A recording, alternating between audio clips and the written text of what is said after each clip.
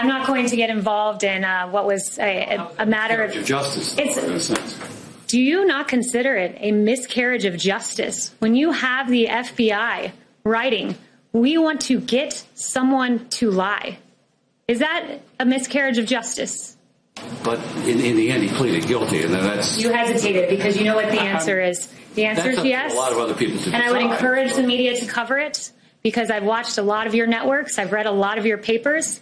I've seen a whole lot of scant information about Michael Flynn when there was a whole lot of speculation about Russia, culminating in $40 million of taxpayer money being lost and the complete and total exoneration of President Trump. But I am glad that you brought up justice, and because, look, there's, again, a case of injustice that is yet to be brought up today, but I certainly would like to bring it up, and that's the case of General Michael Flynn.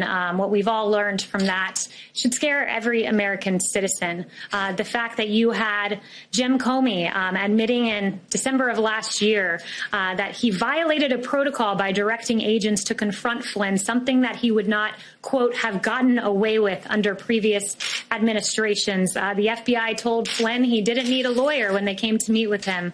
McCabe told FBI agents that he didn't think Flynn was lying. And then all of that information we've learned over the last few months and years culminates in the fact that we have a handwritten FBI note that says, quote, "We need to get Flynn to lie, quote, and get him fired."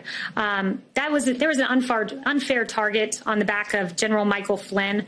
It should concern every American anytime there's a partisan pursuit of an individual, and that's certainly, at least those questions are raised with regard to General Michael Flynn, an honorable man who served his country. John. Yeah, Kayleigh, on that, when the president fired Michael Flynn, he said he was doing so because he had lied to the vice president and he had lied to the FBI.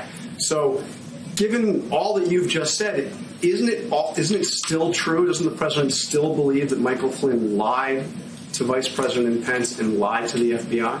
Well, first, let me address that. Vice President Pence is on the record about this. He said he's inclined to believe that Flynn did not intentionally mislead him. And I guess I would turn the question on you and just ask, does it trouble you that the FBI said we got to get Flynn to lie? Doesn't that trouble you as a journalist? And not only that, as an American citizen? Well, it's certainly something worth reporting. It's not my job to say whether or not it's troubling. But the bottom line is the president said point blank that Flynn lied to the FBI and to the vice president. And I'm just asking a very direct question. Does he still believe that Michael Flynn lied to the FBI and lied to the vice president? And again, I point you to the vice president's statement that he's inclined to believe that Flynn did not intentionally mislead him. And I'm asking back that all of you in your coverage endeavor to report what is a very scary story when the FBI is saying, let us get someone to lie. I've seen very scant coverage of that. It's a story worth reporting, and a story that I hope the American people, if you haven't heard it yet, are getting to hear for the very first time.